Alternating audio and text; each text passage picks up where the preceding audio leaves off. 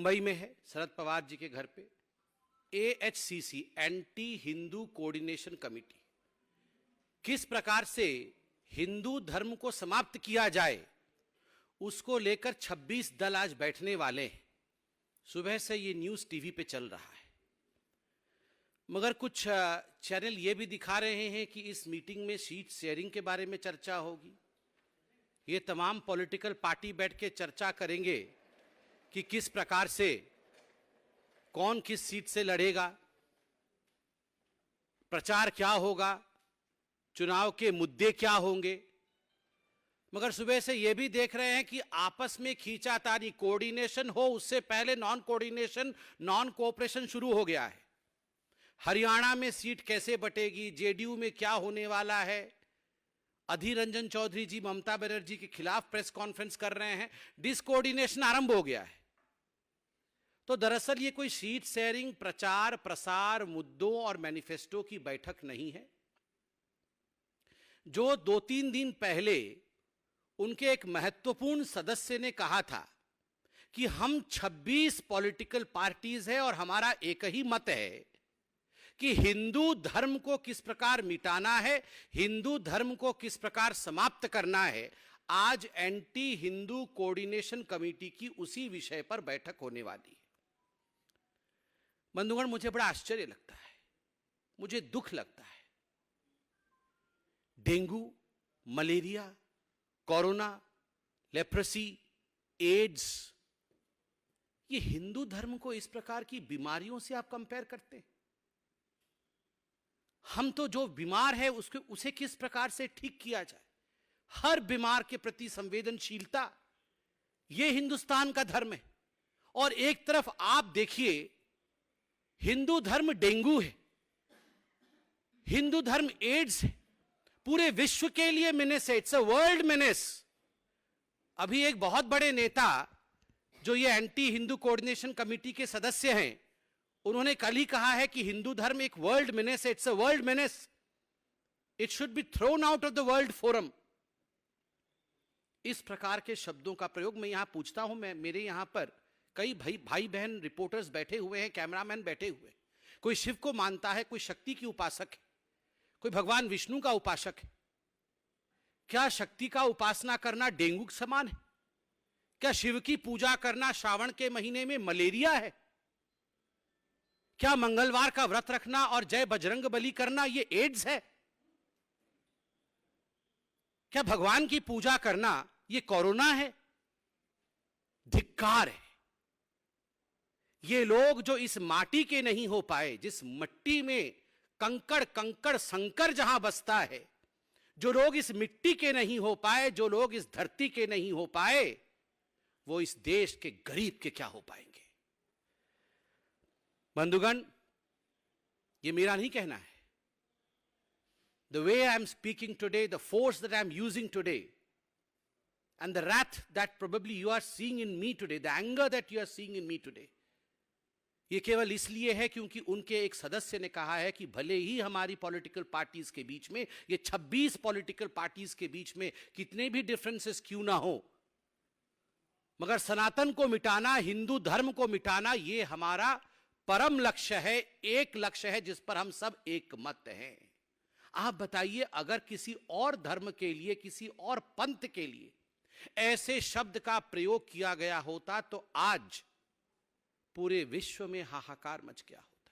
ये लोग United nation पहुंच जाते कंप्लेंट लेकर कि देखिए हिंदुस्तान कितना इंटॉलरेंट, हिंदुस्तान में किसी के लिए सम्मान नहीं, और आज हमें डेंगू मलेरिया बताया जा रहा है। बंधुगण, this is not a disaster in statement, this is a design. यह ऐसा नहीं हुआ है कि फुट एंड माउथ डिजीज हो गया है, कि गलती से किसी के मुंह से निकल गया है और वो उसे डिफेंड नहीं कर पा रहे हैं। यह एक डिजाइन है, यह एक डिजाइन है जिस डिजाइन के अंतर्गत आज नहीं, अनेकों वर्ष पहले राम मंदिर के खिलाफ प्रायोजित रूप से बताया गया था कि भगवान राम का अस्तित्व नहीं है, भगवान राम काल्पनिक है। आप ऐसा मत सोचिए कि ये यूं ही हो गया था। यूं ही सुप्रीम कोर्ट ऑफ इंडिया में, in the highest court of this country, when one of the most important political parties of this country denied the existence of the faith of India. Hindustan की आस्था के ऊपर आक्रमण करते हुए सोनिया जी के कहने पर जब कांग्रेस पार्टी ने कहा भगवान राम तो है ही नहीं, उसी दिन हम समझ गए थे कि this is not a disaster of statement, this is not a foot in mouth disease, this is a design. आप सोचिए, जिस दिन भगवा आतंकवाद कहा गया, हिंदुओं को आतंकवादी कहा गया, जिस दिन राहुल गांधी ने कहा हमें सिम्मी से खतरा नहीं है, हमें हिंदुओं से खतरा है, that was not a disaster in statement, it was a design. सोच समझकर नाप तौल कर बोला गया था. जब राहुल गांधी विदेशों में जाकर मुस्लिम ब्रदरहुड के साथ कंपेयर करते हैं, आईएसआईएस के साथ हिंदुओं का कंपेयर करते हैं, तो याद रखिए ये कोई कंट्रोवर्सी नहीं है, ये कोई कंट्रोवर्शियल स्टेटमेंट नहीं है, ये डिजाइन है, ये सोच समझकर दिया गया बयान है. और तो और ये 26 पार्टियां इसमें एक ही हैं, और आज एएचसीसी एंटी हिंदू कोऑर्डिनेशन कमेटी में सभी एक स्वर में हिंदुओं के खिलाफ बोलने वाले हैं. उद्धव ठाकरे जी के स्टेटमेंट से भी it's clear from his statement, उससे भी बात स्पष्ट होता है. वो कहते हैं कि मंदिर जब बन जाएगा और जो हिंदू ट्रेन में बैठ के भगवान राम की दर्शन के लिए जाएंगे तो गोधरा जैसा कांड हो सकता है. मतलब हिंदुओं को जलाया जा सकता है, तड़पा के मारा जा सकता है. इससे घृणक वाक्य और क्या हो सकता है?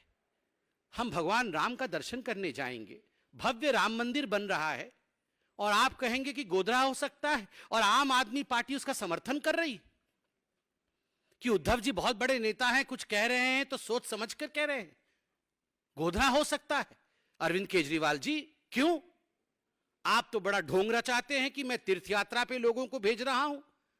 आप तो राम मंदिर के विषय में क्रेडिट स्टीलिंग का प्रयास भी कर रहे थे, क्रेडिट लेने की कोशिश भी कर रहे थे. और आज आपके प्रवक्ता और आपके मंत्री कह रहे हैं कि उद्धव जी ठीक कह रहे हैं, अगर ट्रेन में बैठ के हिंदू जाएंगे देखने के लिए भगवान श्री राम को अयोध्या में तो गोधरा हो सकता है. उद्धव जी का समर्थन कर रहे हैं. समाजवादी पार्टी कह रही है रामचरितमानस को पढ़ना नहीं चाहिए. जिस प्रकार के घृणक शब्दों का प्रयोग श्री रामचरितमानस के लिए उपयोग कर रही है समाजवादी पार्टी, ना कहे तो भला, जिह्वा पे नहीं आ सकता है. और आज सुबह से समाजवादी पार्टी ने प्रेस कॉन्फ्रेंस करके राम मंदिर के खिलाफ स्टेटमेंट दिया है, हिंदुत्व के खिलाफ आज बयान जारी किया है कि राम मंदिर नहीं बनना चाहिए. आरजेडी तिलक लगाने वालों से देश को बर्बाद कर दिया है, यह स्टेटमेंट पढ़ रहा हूं. कल का स्टेटमेंट है उनके एक बहुत बड़े कद्दावर नेता का कि इस देश को यदि किसी ने बर्बाद किया है तो तिलक लगाने वालों ने बर्बाद किया है. आप और हम जब एग्जाम लिखने जाते हैं, आप और हम और हमारे बच्चे जब परीक्षा लिखने जाते हैं, तो हमारी माएं हमारे ललाट पर विजयी भव करके तिलक लगाती हैं. हजारों वर्षों से सैनिकों की पत्नियों ने तिलक लगाया है.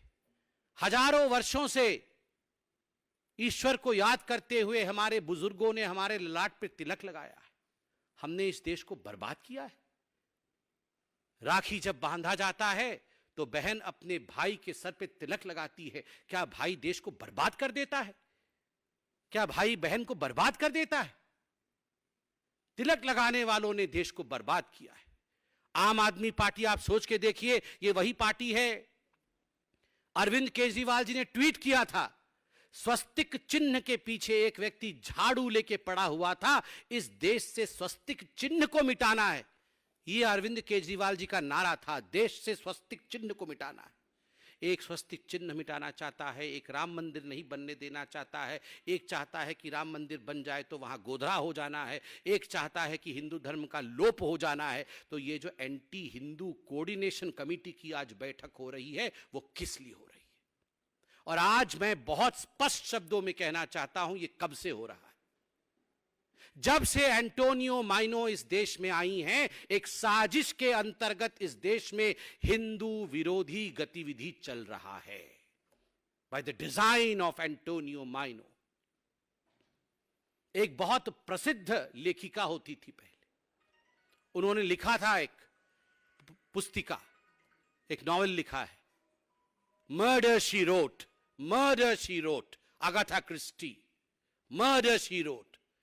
और आज मैं यहां दावे के साथ कह सकता हूं, सोनिया गांधी जी ने भी, she has written a book, she has written a controversy, and this book, this controversy that she has written clandestinely, nefariously, is Murder of Hinduism, she wrote. Murder of Hinduism in the land of Sanatana. इस भूमि में हिंदुत्व को किस प्रकार समाप्त कर दिया जाए, तभी तो सोनिया जी के कहने पर राम के अस्तित्व पर सुप्रीम कोर्ट पे सवाल उठाया जाता है। तभी तो सोनिया जी के कहने पर विदेश की भूमि में उनके पुत्र राहुल गांधी जाकर कहते हैं कि आईएसआईएस और हिंदुत्व के बीच में किसी प्रकार का फर्क नहीं है। तभी तो उनके कहने पर राहुल गांधी कहते हैं कि सिम्मी से बड़ा खतरा हिंदुइज्म है। ये ऐसे ही हो रहा है क्या? She has written this controversy, Murder of Hinduism by Antonio Maino. मगर मैं भी आज कहना चाहता हूं, हम भी आज कहना चाहते हैं, लाख कोशिश कर ले सोनिया गांधी, लाख कोशिश कर ले सोनिया गांधी, हिंदू धर्म का न कभी बाल बांका हुआ था, न कभी बाल बांका होगा, और न कभी हिंदू धर्म मिटेगा। वो शाश्वत था, वो सनातन था, वो सत्य था, वो सत्य रहेगा, सत्य है, और भविष्य में भी अविरल गंगा की तरह बहने वाली धर्म का नाम, बहने वाले सत्य का नाम हिंदुत्व है, हिंदू है। उसे कोई नहीं मिटा सकता। सत्यम शिवम सुंदरम, वो सत्य है, वो सुंदर है, वो शिव है। हिम्मत किसकी जो शिव को मिटा दे, हिम्मत किसकी जो सत्य को मिटा दे, हिम्मत किसकी जो सनातन को मिटा दे। कण कण में यहां सनातनी है, कण कण में यहां शंकर है। और हम सब जब भी सनातन के ऊपर आक्रमण होता है, जब भी हिंदू धर्म के ऊपर आक्रमण होता है, शिवाजी खड़े होते हैं। और आज लोकतांत्रिक रूप से प्रत्येक हिंदुस्तानी छत्रपति शिवाजी बन के खड़ा होगा और हिंदुस्तान में सनातन की रक्षा के लिए लोकतांत्रिक मत का प्रयोग करके किसी भी कीमत पे ये एंटी हिंदू कोऑर्डिनेशन कमेटी की जो चेष्टा है कि हिंदुइज्म को मिटा दिया जाए, ये लोकतांत्रिक रूप से संभव नहीं होने देगा। आज भारतीय जनता पार्टी इसका ऐलान करती है कि हम सब एक हैं, सबका साथ, सबका विकास, सबका विश्वास, सबका प्रयास, यही देश के माटी को, यही देश के संस्थान को, यही देश के संस्कृति को बचाने का काम करेगी। बहुत बहुत धन्यवाद। Pragya, CNN. Sorry.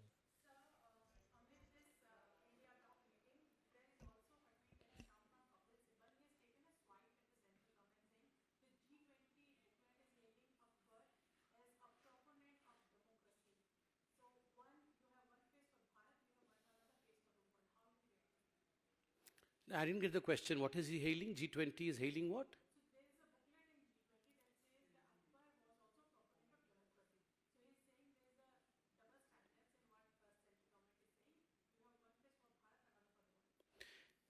See, I understand, as far as G20 is concerned, I'm pained with the fact that the world is applauding the efforts made by the Indian Prime Minister, Honorable Sri Narendra Modi ji. It's a great victory not only for India, but I would say it's a victory for mankind. Under such scenarios, we may belong to different political parties in the country, but astonishingly, people like Kapil Sibal, who have been changing political parties for their personal gains, still have the voice questioning G20. They should introspect that it is about the beauty of this country. It is not about political party.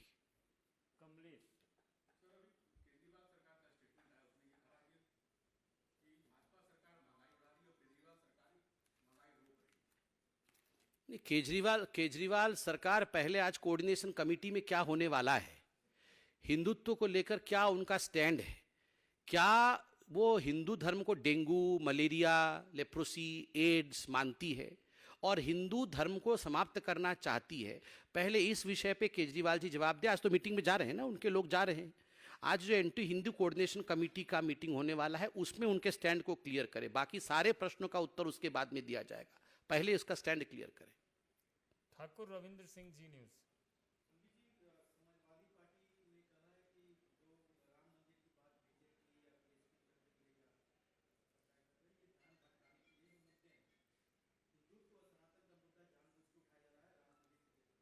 तो ये ना बोले ना, अगर वो चुप रहेंगे, हिंदू धर्म के खिलाफ ना बोलेंगे, तो उनके कहे अनुसार ध्यान भटकेगा नहीं।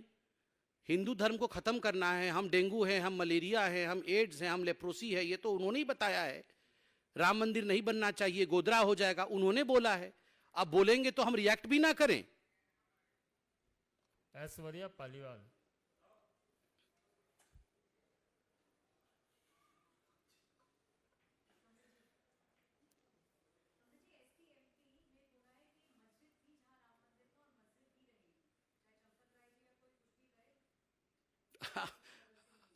बहुत दिनों तक उनकी निद्रा टूटी नहीं थी, मुझे लगता है अब वो जगह हैं बहुत दिन बाद।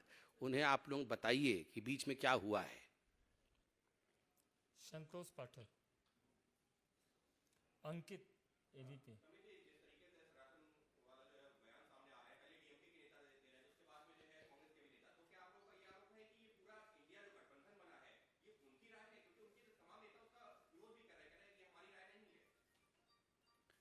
नहीं, ये चित भी मेरी पट भी मेरा, ऐसा तो नहीं होता है ना। अब पहले तो मैं आपसे भी निवेदन करूंगा, ये अधर्मी गठबंधन है, इस गठबंधन को कोई और नाम मत दीजिए। जो इस देश के मूल को समाप्त करना चाहता है वो कभी गठबंधन ही नहीं हो, वो अधर्मी है।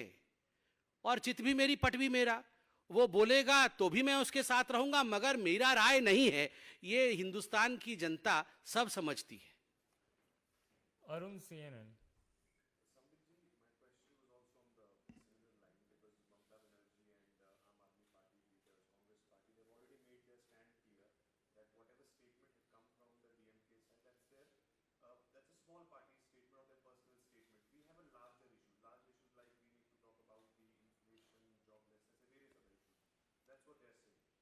See, as far as the Ghamandiya alliance is concerned, all the components of this Ghamandiya alliance, you mean to say some of them are saying that DMK is a small partner?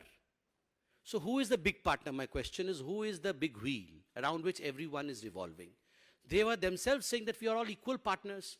Now suddenly when they have a question to answer, when they are in a catch-22 situation, they do not know what to say because they are part of the design. Just getting out saying that they are small partners is not going to help. And moreover, as far as previous statements of Mamata Banerjee, who in fact did not allow Ram Navami's processions in Calcutta, who does not allow Durga Puja in Calcutta, who does not allow Jai Shri Ram in West Bengal, the atrocities against the Hindus in West Bengal is quite well known. So in fact, as I said, this is a design. Piyush India TV.